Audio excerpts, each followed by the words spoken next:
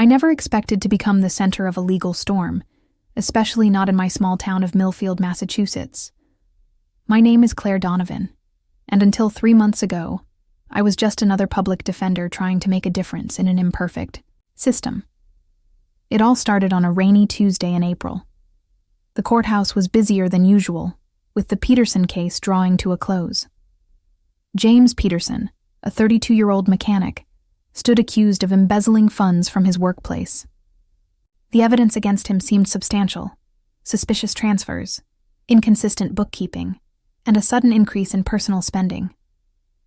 I'd been assigned to his defense, and despite my best efforts, things weren't looking good. Ms. Donovan, do you have anything further to present before we conclude today's proceedings? Judge Hartman's voice echoed through the courtroom, his expression unchanged since the trial began. No, Your Honor. The defense rests. My voice didn't betray the defeat I felt inside. After 6 years as a public defender, I'd learned to mask disappointment well. As the courtroom began to clear, I noticed a weathered envelope that had fallen from a file belonging to the prosecution. I picked it up, intending to return it, when something caught my eye. My client's name scrawled in, hurried handwriting across the front, followed by the words, "Witness Statement, Confidential." I hesitated. The ethical thing would be to hand it directly to the prosecutor, Martin Wells. But something about the aged yellow paper and the fact that this hadn't been entered into evidence triggered my instincts. "Claire, you coming?" My colleague Sarah called from the doorway. "Go ahead. I need to organize some papers for tomorrow." Once alone, I carefully opened the envelope.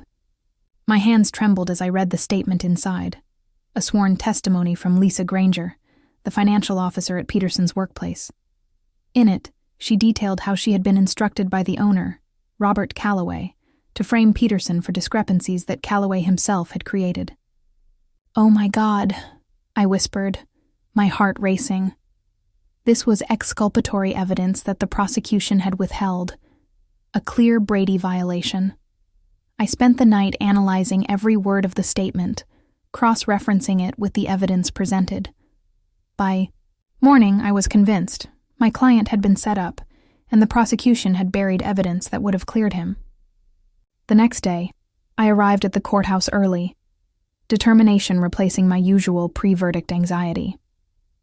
Judge Hartman was known for his punctuality and strict adherence to procedure. I needed to approach this carefully.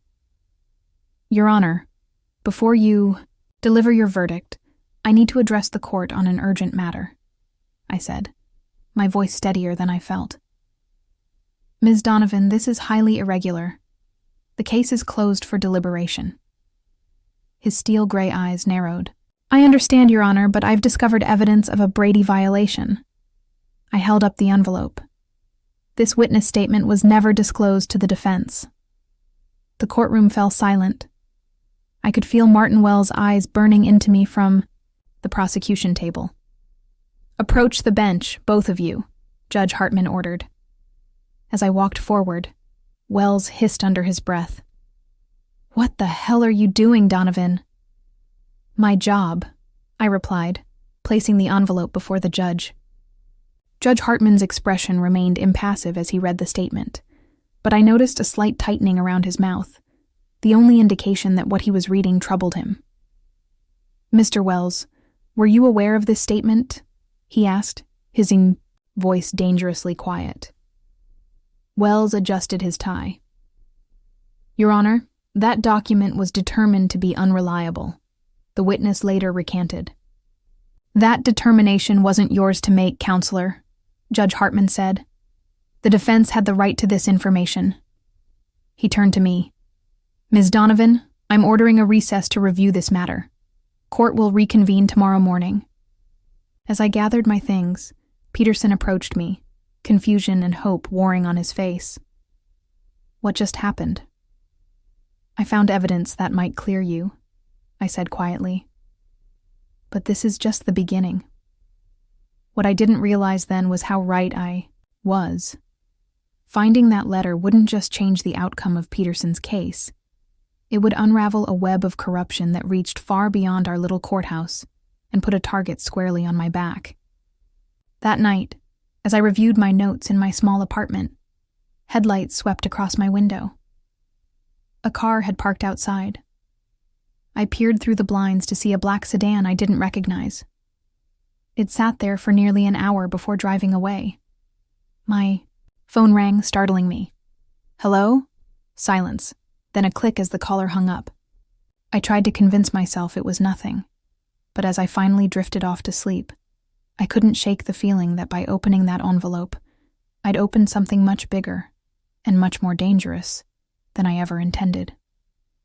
The following morning brought a crowd to courtroom C. Word had spread about yesterday's dramatic turn, and everyone wanted to see what would happen next.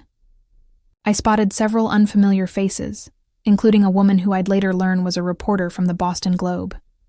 I'd barely slept, spending most of the night preparing a motion to dismiss based on the Brady violation. As I organized my notes at the defense table, I felt a presence beside me. "You've stepped in something you don't understand, Donovan." Martin Wells's voice was low, meant only for me. I met his gaze. "What I understand is that you withheld evidence that could exonerate my client." "You think this is just about Peterson?" He laughed softly. "You should have just handed over that envelope." Before I could respond, the bailiff called the room to order as Judge Hartman entered. The atmosphere was tense as he took his seat. In light of yesterday's developments, I've reviewed the evidence in question and find that it constitutes a serious violation of the defendant's rights. Judge Hartman's voice carried through the now silent courtroom. "Mr. Wells, do you wish to make a statement before I rule on this matter?" Wells stood, his usual confidence replaced by a carefully controlled demeanor. "Your Honor, the prosecution maintains that the statement in question was deemed unreliable after thorough investigation. However, we acknowledge that proper disclosure procedures were not followed." "Not followed?" I stood. "Your Honor, this wasn't an oversight. This was deliberate suppression of evidence that directly contradicts the prosecution's entire case." "I am inclined to agree with Ms. Donovan," Judge Hartman said. "This court cannot condone such violations. The case against James Peterson is dismissed with prejudice." A murmur rippled through the courtroom. Peterson grabbed my arm, his eyes wide with disbelief. "Furthermore," Judge Hartman continued, I am ordering an investigation into the handling of evidence in this case. Mr. Wells, I expect your office's full cooperation." As the courtroom began to clear, I was approached by the woman I'd noticed earlier. "Rebecca Mercer, Boston Globe," she said, extending her hand. "I'd love to talk about what happened here today."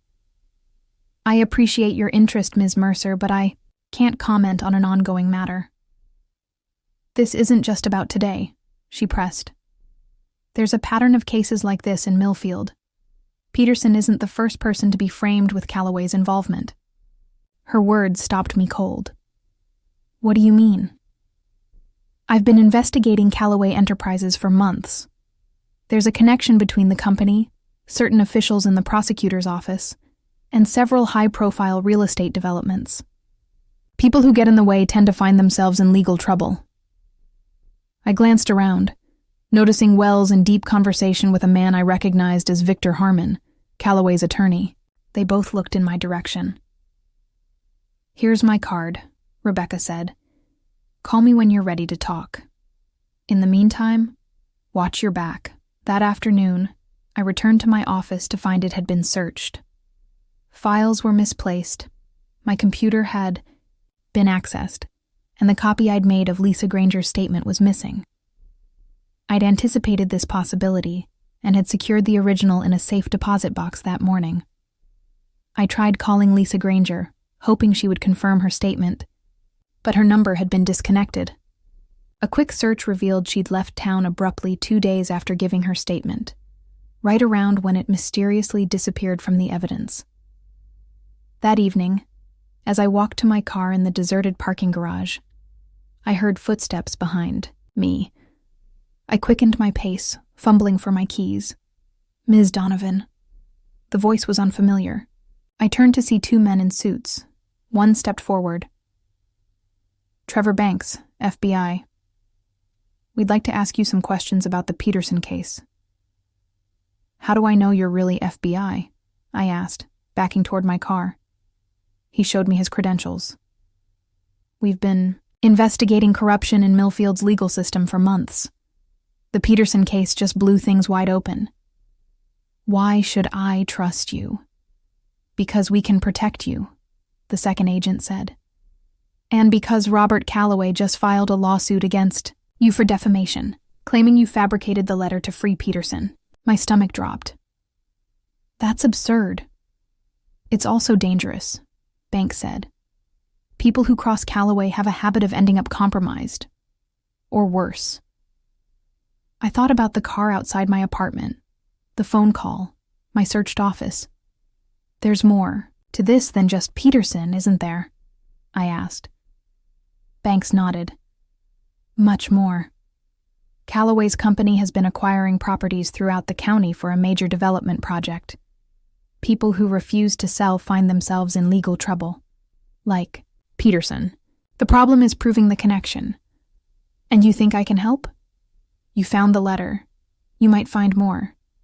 He handed me his card. We need someone on the inside, someone with access.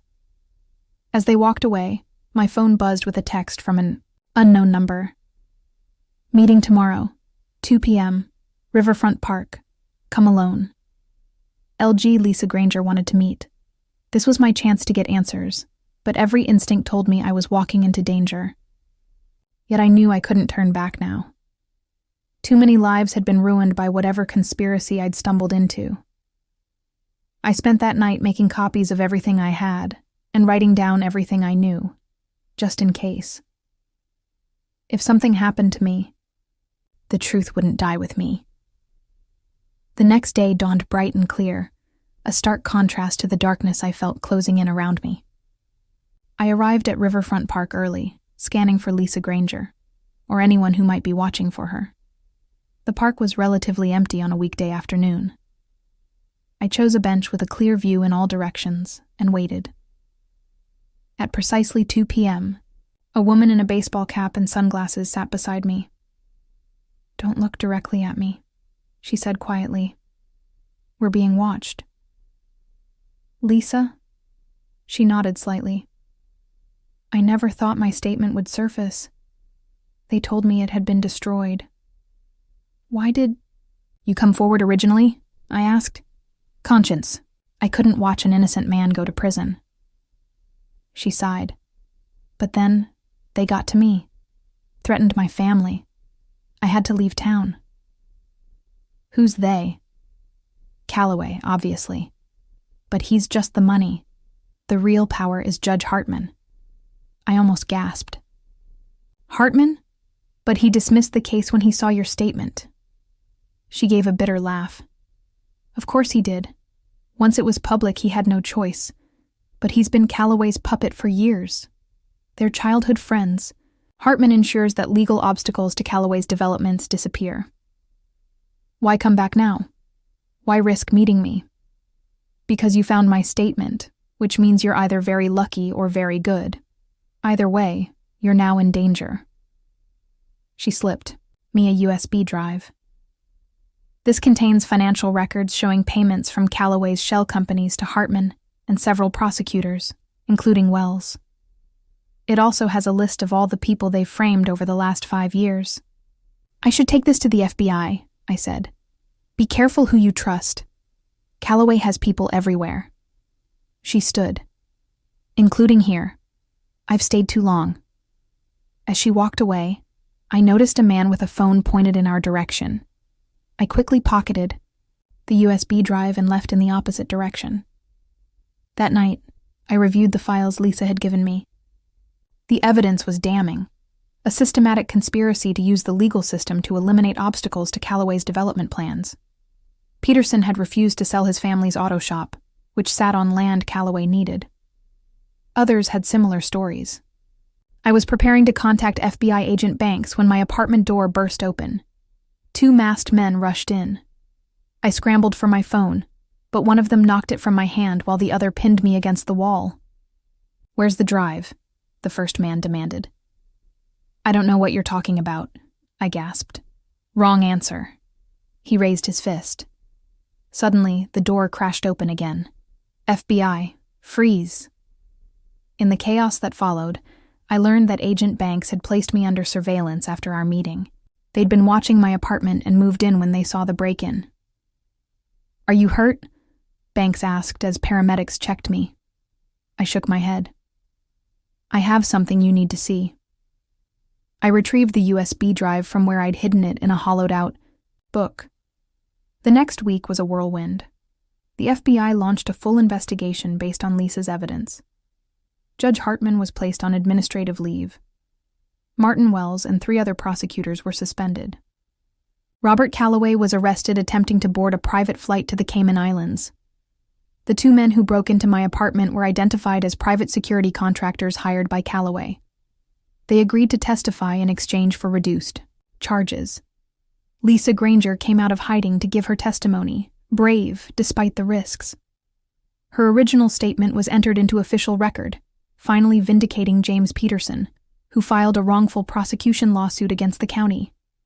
The Boston Globe ran Rebecca Mercer's exposé on the front page. "Justice for Sale: How Corruption Shaped a Small Town's Legal System." My name featured prominently, though I'd only agreed to be interviewed after the arrests were made. As the EU dust settled, I found myself at a crossroads. The public defender's office offered me my job back, with apologies and promises of reform. Several private firms reached out with lucrative offers. The American Civil Liberties Union suggested I might help them with similar cases of systemic corruption. But as I stood in the renovated courthouse 3 months later, watching as the new judge dismissed charges against the last of Calloway's victims, I knew where I belonged. The system was broken, but it could be fixed. By people willing to fight for truth, one case at a time. "Ms. Donovan," the new judge called, "are you ready to proceed with your next case?" I gathered my files and stepped forward. "Yes, Your Honor. The defense is ready." That hidden letter had changed everything, not just for James Peterson, but for me and for justice in Millfield. It reminded me why I became a lawyer, because sometimes the truth only needs one person brave enough to reveal it. As I opened my case file, I caught sight of Lisa Granger in the gallery, giving me a small nod of approval. I'd learned that courage isn't the absence of fear, but the determination to face it. And in that moment, I knew that whatever challenges came next, I was ready. Some envelopes are meant to be opened, no matter what secrets they contain.